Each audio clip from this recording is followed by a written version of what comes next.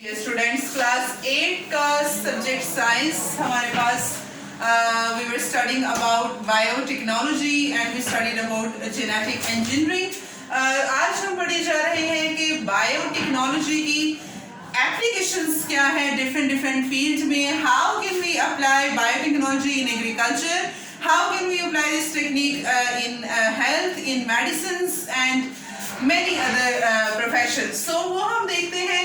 सबसे पहले हम आज बायोटेक्नोलॉजी एंड हेल्थ का देखते हैं कि हेल्थ में बायोटेक्नोलॉजी हमें किस तरह से फायदा दे रही है, किस तरह से हेल्प आउट कर रही है। तो हेल्थ में अगर हम देखें तो I guess this is the most important जो है ना वो बढ़ती जा रही है दिन ब दिन, इसकी जरूरत बढ़ती जा रही है, इसकी नीड बढ़ती जा रही है। इंसुलिन इंसुलिन आपको आपने खुद भी देखा होगा कि जो आपके शुगर पेशेंट्स हैं, डायबिटिक पेशेंट्स हैं, वो इसका बहुत ज़्यादा इस्तेमाल कर रहे हैं इंसुलिन का। इंसुलिन बेसिकली हमारी बॉडी में हार्मोन होता है जिसका काम क्या होता है कि इससे हमारे ब्लड में जो ग्लूकोज है, इस ग्लूकोज को ग्लाइकोजन में कन्वर्ट करना होता है। इंसुलिन का ये काम है कि इससे हमारे ब्लड के अंदर जो ग्लूकोज है उसको ग्लाइकोजन में कन्वर्ट करना है। अब जब ये हार्मोन जो है इसकी फंक्शनिंग डिस्टर्ब होती है, जब ये हार्मोन की कमी हो जाती है तो फिर हमारे ब्लड में जो ग्लूकोज है वो ग्लाइकोजन में कन्वर्ट नहीं हो पाता, जिसकी वजह से ब्लड में जो ग्लूकोज लेवल ज्यादा हो जाता है, ग्लूकोज जो कि स्वीट है, शुगर है, तो हम कहते हैं इस बंदे को शुगर है, इस बंदे को डायबिटीज है, वो उसको डायबिटीज की प्रॉब्लम हो जाती है। अब पहले पास्ट में क्या करते थे, इंसुलिन के वो कैटल्स को स्लॉटर करते थे, उनको ज़िबा करते थे और वहां से इंसुलिन हासिल कर लेते थे। लेकिन अब दिन ब दिन ये डिसीज बढ़ती जा रही है।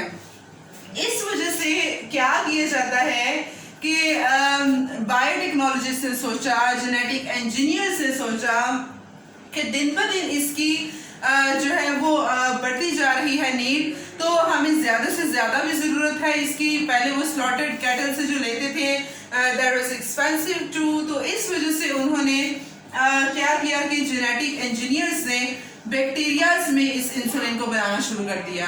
इंसुलिन का जीन लेते थे ऑर्गेनिज्म से और उस जीन को एक बैक्टीरिया में, जैसे हमने देखा भी था कल पिछले लेक्चर्स में, मैंने आपको बताया भी है किस तरह से वो उसमें करते हैं, बैक्टीरिया के प्लाज्मिड में उस जीन को इंसर्ट करते थे और फिर एज ए रिजल्ट हमारे पास एक बैक्टीरिया 2 में, फिर 2 4 में, और जब इस तरह से डिवाइड करते जाते हैं तो हमारे पास इंसुलिन ग्रेट अमाउंट में आ जाती है, एक यील्ड इसकी बहुत ज़्यादा आ जाती है, एक हैंडसम क्वांटिटी हमें इसकी मिल जाती है, जिसकी वजह से फिर हम इंसुलिन सस्ती भी मिलती है और फिर हम इसको यूज़ भी कर रहे हैं कि दिन ब दिन ये ज़रूरत बढ़ती जा रही है, दिन ब दिन डायबिटीज़ बढ़ती जा रही है, दिन ब दिन आराम बढ़ता जा रहा है इस वजह से। तो इंसुलिन हमारे पास पहली बायोटेक्नोलॉजी की एप्लीकेशन है हेल्थ की केस में। तो दूसरी हमारे पास एप्लीकेशन है वैक्सीन।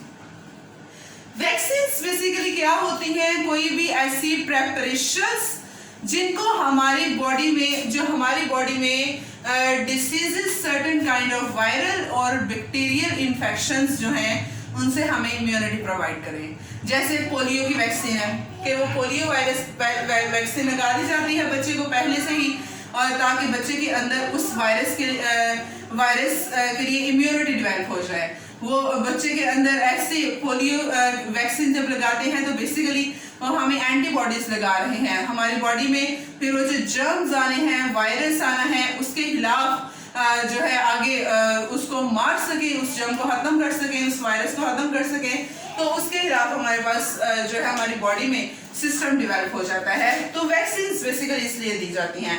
अब ट्यूबरक्यूलोसिस, टीबी, उसकी वैक्सीन है, वो भी बायोटेक्नोलॉजी के जरिए बनी है। Diphtheria that is most dangerous bacterial infection, जो कि हमारी रेस्पिरेटरी ट्रैक्ट को इन्फेक्ट कर रहा है, ब्रीथिंग के प्रोसेस को, हार्ट बीट को इन्फेक्ट करता है और ultimately it can cause death. तो डिप्थेरिया की भी वैक्सीन अवेलेबल है, वो वैक्सीन लगा देते हैं।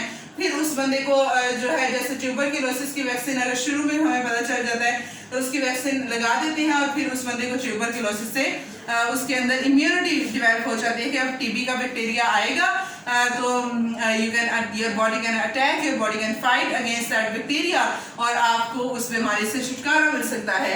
उसके अलावा measles, that is a highly contagious disease, I guess measle जिसको हम खसरा भी कहते हैं, वायरल इन्फेक्शन है बेसिकली ये मीजल्स। इसके लिए भी वैक्सीन अवेलेबल हैं, जेनेटिक इंजीनियर से बनाई हुई हैं, जो वैक्सीन लगा देते हैं और फिर उस बंदे को खसरा नहीं होता। कंटेजियस है। हेपेटाइटिस की जैसे वैक्सीन बहुत एक्सपेंसिव हैं, हेपेटाइटिस बी की, लेकिन अब जेनेटिक इंजीनियर्स ने वही इसको इन विट्रो तैयार किया है, उस वैक्सीन को लैब में बैक्टीरियाज में तैयार किया है, उसकी क्वांटिटी को बढ़ाया है, जिसकी वजह से अब वो वैक्सीन जो है वो it is less expensive than before.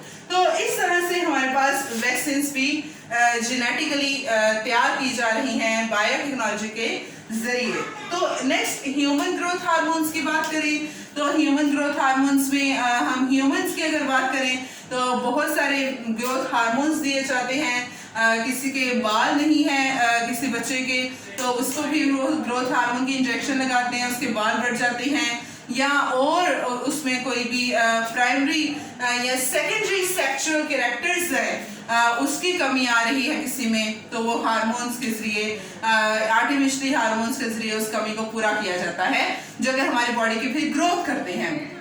तो इस तरह से ह्यूमन ग्रोथ हार्मोन्स हैं वो भी बायोटेक्नोलॉजी के जरिए डेवलप हो रहे हैं। ह्यूमन ग्रोथ हार्मोन के अलावा अगर हम देखें जो गोट्स हैं या कैटल्स हैं उनको बोवाइन ग्रोथ हार्मोन की इंजेक्शन लगाए जाते हैं। बोवाइन ग्रोथ हार्मोन की इंजेक्शन जब उनको लगाते हैं तो उसकी वजह से भी उनकी जल्दी से ग्रोथ होती है, ज्यादा से ज्यादा मीट वो देते हैं और इस तरह से नीड भी पूरी हो जाती है।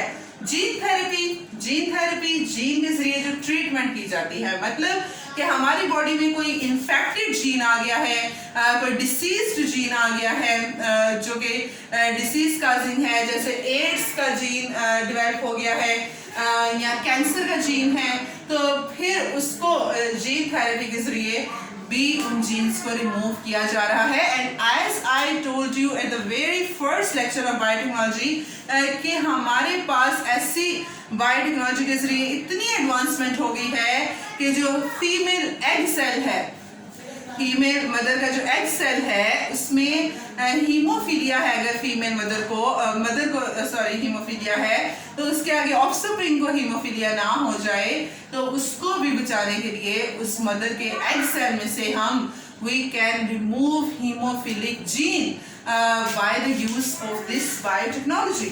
और हमने देखा कि we can यूरोकाइनेज बनाया जा रहा है, थाइमोसिन बनाया जा रहा है ब्लड कैंसर को जो है वो प्रिवेंट करने के लिए।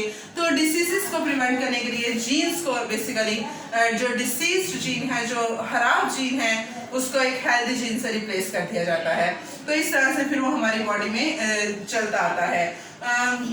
तो ये था हमारे पास बायोटेक्नोलॉजी एंड हेल्थ में बायोटेक्नोलॉजी किस तरह से हमें जो है वो हेल्प आउट कर रही है इंसुलिन का, वैक्सीन का, in the sense of human growth hormone and gene therapy. कल इंशाल्लाह हम नेक्स्ट देखेंगे कि बायोटेक्नोलॉजी एग्रीकल्चर में किस तरह से हेल्प आउट करती है, क्योंकि कर तो रही है और बहुत तेजी से कर रही है हेल्प आउट बायोटेक्नोलॉजी की फील्ड। मैंने आपको फर्स्ट से ही बताया था कि ये जो फील्ड है दिन ब दिन डे बाय डे पॉपुलर होती जा रही है। क्यों पॉपुलर होती जा रही है? क्योंकि day by day number of diseases बढ़ती जा रही है, डे बाय डे हमारी नीड बढ़ती जा रही है for the food, for the healthy environment. तो उसके लिए फिर बायोटेक्नोलॉजी ही यूजफुल जो है वो ब्रांच है साइंस की, यूजफुल प्रोफेशन है टू स्टडी। तो that was all about biotechnology and health. कल हम इंशाल्लाह अपना नेक्स्ट लेक्चर पढ़ेंगे। अस्सलाम वालेकुम, अल्लाह हाफिज।